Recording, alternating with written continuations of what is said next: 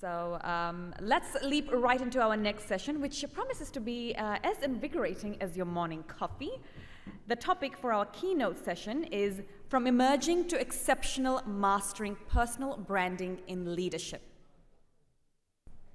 Now imagine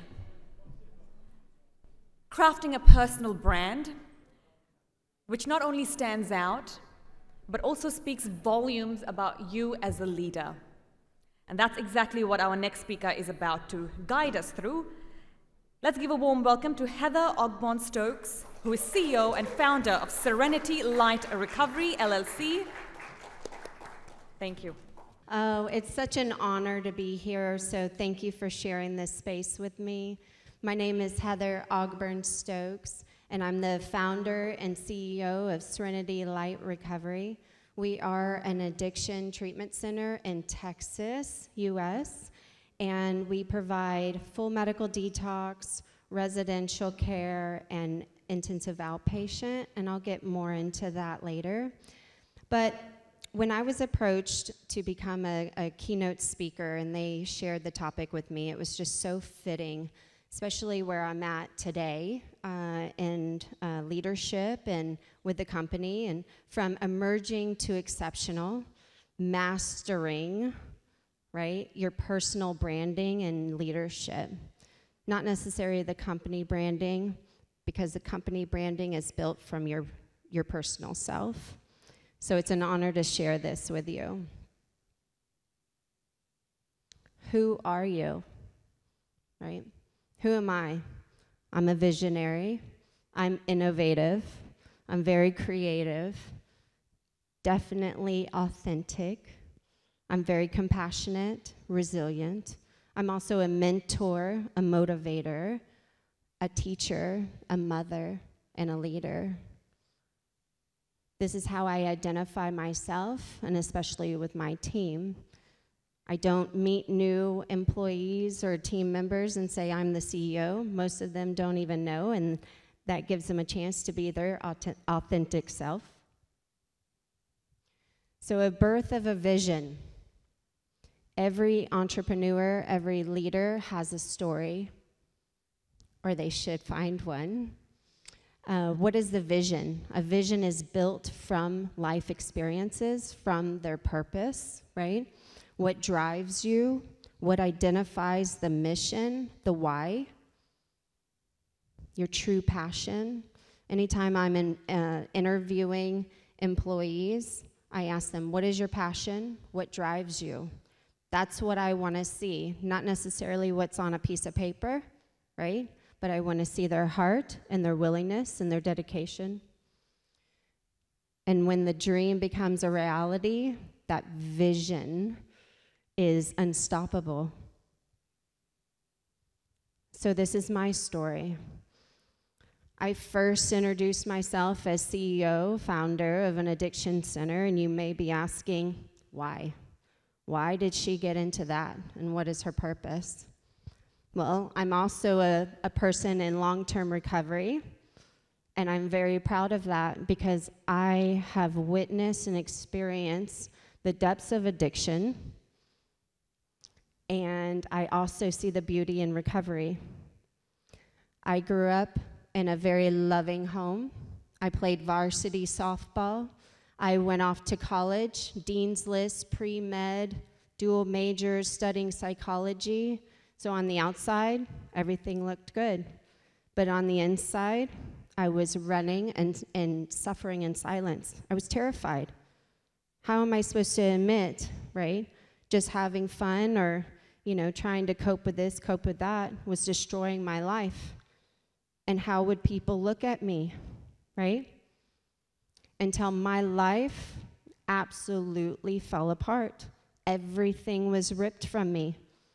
And I became someone that I didn't recognize. It is the last thing that I ever thought would happen to me growing up. I wanted to be a doctor. I had big dreams. Not laying on the floor, sick, almost dead. It's something I don't wish upon anyone. And so it became my life's mission to give back and help others see their truth, see their worth, and have another chance in life because I was given one. Somebody, I meet people, and they'll hear that I'm in recovery. What? You don't look like someone who suffered from that, right? Because there's this stigma and these stereotypes associated with that. I had them. I didn't want to admit that I was one, right? And so through my journey and all the trauma and everything that I experienced, it actually helped develop the leader I am today. It helped develop my resiliency, my strength, my authenticity. See, I can't say the word, but I am authentic. It's about being real for yourself, because that's what radiates, especially to the team. It always trickles down, right?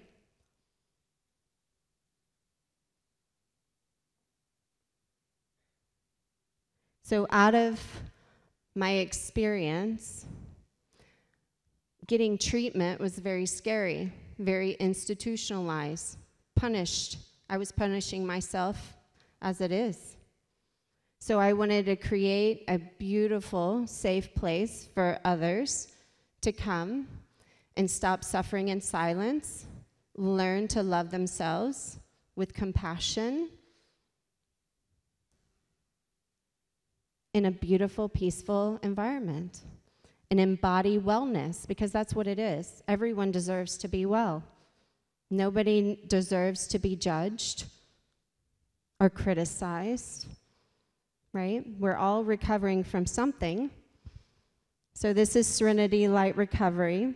We are located in a little town south of Houston, Texas, on 10 acres, very serene. And we actually blend the Eastern and Western medical modalities and philosophies, because traditional treatment is 12 steps. You sit in a room with others that have suffered the same. It's talk therapy. But what are they doing to feed their soul, to actually get well from the inside out? So we do detox baths, Epsom salt, essential oils, soak in the bath. It's for everyone. We do massage therapy, detox, acupuncture, and a lot of the new innovative technologies to help retrain the brain and to help.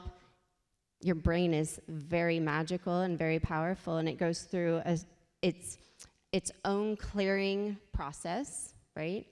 So if you're not sleeping and you're not sleeping well, your body's not able to go to metabolic clearance. And so there's systems and technology to help you reach that. We teach yoga, meditation, but we also teach the science behind it. This is a vision come to reality. I was told it can't be done. Who do you think you are, right? I actually had an older gentleman tell me, I see young and dumb. And I was very passionate, and I spoke like it was already created. It took about 2.5 years to build, develop, create the programs in a unique environment to really engage, right? Engage and accept others, because everyone's different, and to provide individualized and customized care. So it was a labor of love. And so when he told me that, I just smiled and said, I may be young, but definitely not dumb. And I have the heart and the passion to get this done. And we're going to make a difference. And I'd rather do it collaborating and connecting, but if you don't want to, that's okay. And his treatment center actually shut down, and it's unfortunate because we need more resources. But he lost the heart. He didn't stay true to the mission. So this is some of my team. My father, it's a family-owned business. My father is the executive medical director. And so he too wanted to learn how to blend Eastern and Western medical modalities, because we see that it works. And the vision and the mission became their vision and mission. And they live it out every single day. So a passionate purpose, the power of sharing your story. I can look at anybody in the room and share with my heart and be very vulnerable and transparent because it is who I am. But most importantly, I could do that with my team. And they all join together and share the same heart and the mission at hand. And I would not ask them to do anything that I'm not willing to do myself. I'll tell you another quick story. At one point, I was forced to shut down because the previous management I had in place really took control while I was out having babies, right? And there's, stigma in that. Took control, and the company started crashing. And I said, how is this? We should be full. What's going on? But it was consumed with toxic energy, toxic negativity, and the team was getting burnout. They were dropping left and right. They were relapsing themselves. It just was unhealthy. And they can only get 9 clients in the door. So we were forced to shut down. And he said, you have to sell. I'm sorry. This is not just a business. This is my mission, and I will make it happen. So gathered the team, and they stood right beside me, not behind me, but right beside me, and said, I'm with you 100%. I believe in this mission, and we're going to save lives. So we rebuild together. We restructured, and it's brighter than ever because I was willing to be vulnerable and transparent with them.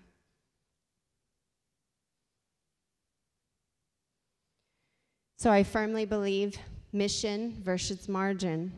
The mission is always above the margin, and when you have and lead with a passion and have a true mission at hand, the margin will always follow. Because now, within 30 days of relaunching, I doubled the numbers that they were struggling to get just 2 months prior to that. And now I'm well over break even, and actually tripled, if not quadrupled, the numbers in less than 10 months. So, because we stay true to the mission, right?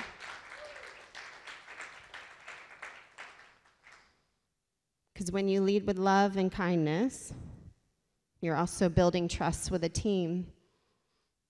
You're building that rapport. You're building that reputation. Other people in the industry could note, they felt the toxic, right? The toxicity, the negativity. And once I cleared that out, they were right back. They're like, we missed you, right? We missed that heart, and we need you. They celebrated us reopening. And you're building a successful team. So no matter what, I know they're right by me, and we're all leading with love.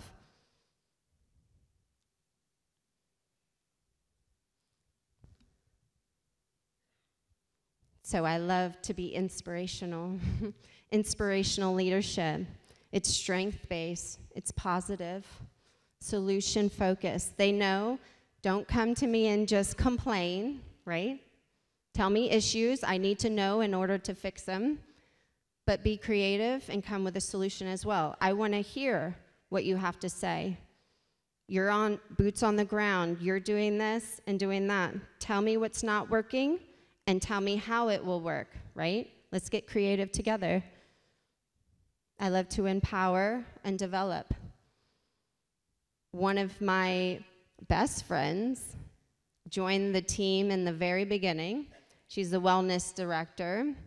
And during the slow times in previous management, he cut her hours so incredibly much. I mean, I fought to keep her on board. And he just knocked the hours. So she went and opened her own private practice, and I celebrate that growth because now she's implementing her private practice into the facility, and we're both growing together, and it's quite beautiful. And inspiration is the ultimate buy-in. I can sit with a team and we can all get inspired and new things and how we can reach people and how we can motivate and change lives and allow our clients, it's customer service, to be heard and to get well. And they're all on board. So to master personal branding, being authentic is key. Know what your message is. If you don't, think about it. And then inspire others so they believe in that message too, because in turn, that becomes your company's message, right? Your company's branding. And don't be afraid to be unique. That gentleman said, I see young and dumb because I wanted to do something different. I didn't want to do cookie cutter treatment and make it look very institutionalized. I wanted to implement wellness in everything we do. Now, most of the treatment centers in Texas actually implement wellness. I take that as a compliment. It should be the new standard of treatment. It should be about wellness. Not just saying you're an addict, right? And this is how you've done wrong, and this is how you should behave.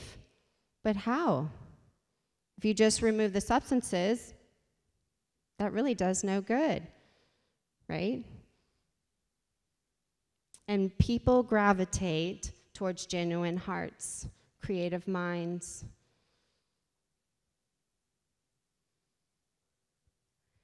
So I am very passionate about this. I am absolutely honored to be in this room in Dubai, to be able to share the message of hope, because I'm a living proof that you can overcome, that you can succeed, and you can be quite resilient and inspirational and actually change lives. So thank you. This is how you can reach me. If you have any more questions, I could really talk about this for days. Ask my team. But I see I have 8.5 minutes. I was supposed to allow 10 for questions. But I invite you to ask questions. I kept it very short and sweet. But does anybody have any questions? And how to motivate and inspire team?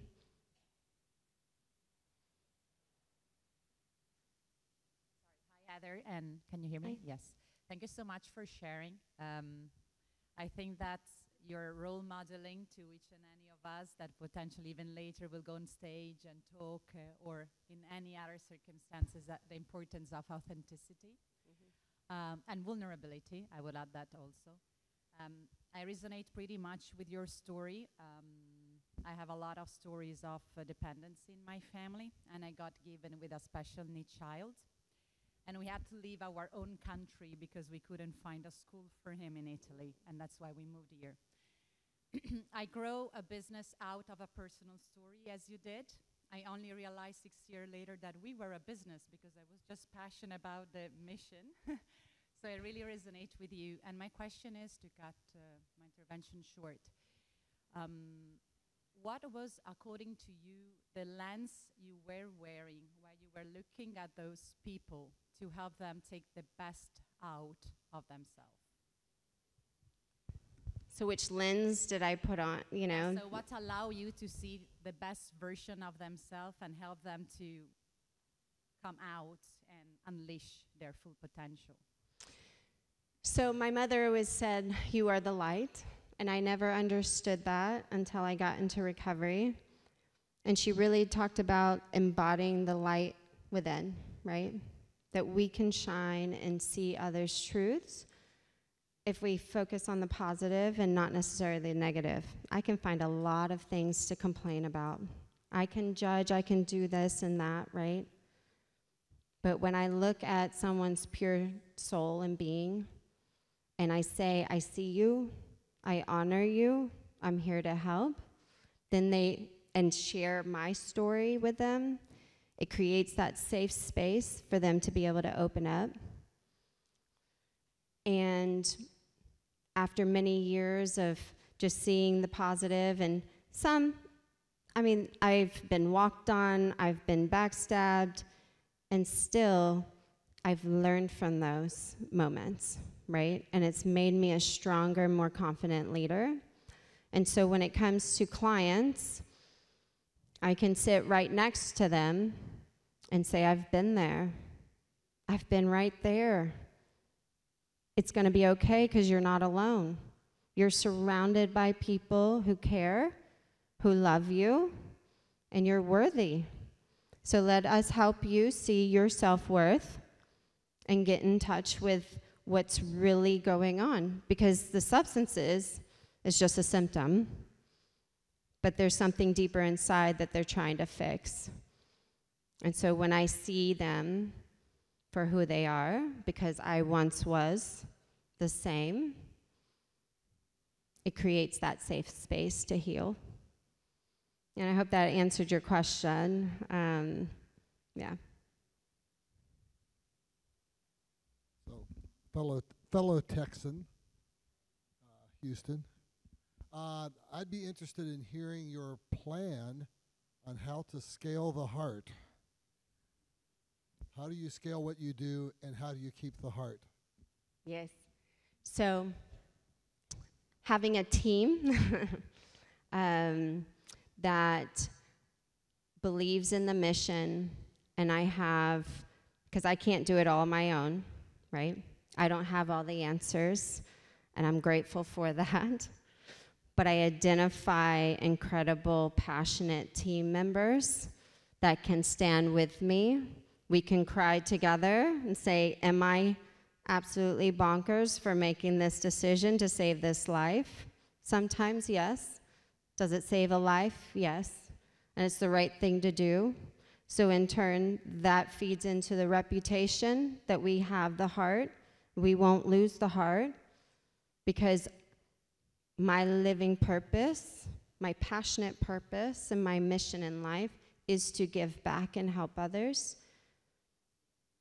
So I don't let the margin drive me. I let the mission drive me, and the margin follows. I give out scholarships when I can, and sometimes I do have to say no and make referrals, but it's the right thing to do. And so being pure to my heart, that's how I don't lose it. Yeah. Right. So what I'm trying to say is having the team and training the team, because anybody that doesn't share the same heart is not a really good fit, right? And sometimes it takes a while for them to learn and get trained, as long as they have the heart to give and the heart to love and the heart to care with compassion, right? It's a good fit. And so a lot of training and working with them. And then my goal, I would be quite busy, but my goal is to make sure I make an appearance and I'm part of each one, right? Because if you lose the heart, it fizzles out. That's why a lot of the small family-owned companies, when they get offered big money from big corporations, let me buy you, here's more resources, here's more bandwidth, and the whole heart is lost. You know, the programming just crumbles, and it becomes something different. That's why I wanted to create Serenity. And I get offers almost every day. And it's like, we got to stay true to the heart. It's family-owned. I can make it individualized. I don't let insurance dictate someone's treatment. You're on the phone saying, okay, they're well. Okay, they're not. They're not okay after 15 days. I'm sorry. Research shows that it takes 1.5 years for your brain to heal. So yes, I implement technology and other services and modalities, right, to help increase and speed up the healing, but not after 15 days. So my commitment to our clients, you signed up for a 30-day program, not including detox. They always want to count those days. 30 days, you're going to get 30 days. And it's just staying true and authentic, and you build the reputation. So that should follow, and identifying the team that can carry that out, and always remind them, what is the mission? What is the purpose? Because others have copied, and again, I'm flattered, but do they have the same heart? Do they have the same people? They actually try to steal my people, my team, my family, and they say, no, this is home. This is the mission, this is the dream, and it became theirs. So being able to grow, and that's my goal, to be accessible and have facilities around, but building the team of compassionate individuals that won't allow the mission to fizzle, that heart that feeds the mission. Does that answer? I mean, we can probably go back and forth all day about it, and I would love that. Okay, perfect. Hi, Heather. Hi. You know me. Yes? First of all, I'd say one thing I can just respond to from that is how you grow your business is you give a bit of your heart to the people you serve. Or my daughter and I wouldn't be here in Dubai with you. So in full transparency, Heather saved my daughter's life and saved my family. And without her, we wouldn't be a family. I might have been burying my daughter, and we sure wouldn't be here today. You inspire me. So can you tell me how, with a bit of your heart, you would suggest our authentic leadership grows globally? Because it already is, but what next? I think sharing the story with a very strong voice and compassion, right? And saying, what are your needs? We're here to serve. We want to be accessible, and we want to see people heal, because it's not just the individual, it's the families, the communities, the workplace. They become more efficient and productive. At least I know I did. I started a company, right? So I think identifying different communities, what their needs are, and bringing awareness and education, and just being true to our heart and saying, this is who we are, and just building that connection and collaborating. It would be the first start, right? And then just fly forward and say, here we are, this is what can be done, and start designing, because it will be very individualized and customized to each community too. Yes. All right. Well, thank you, and it's been an honor.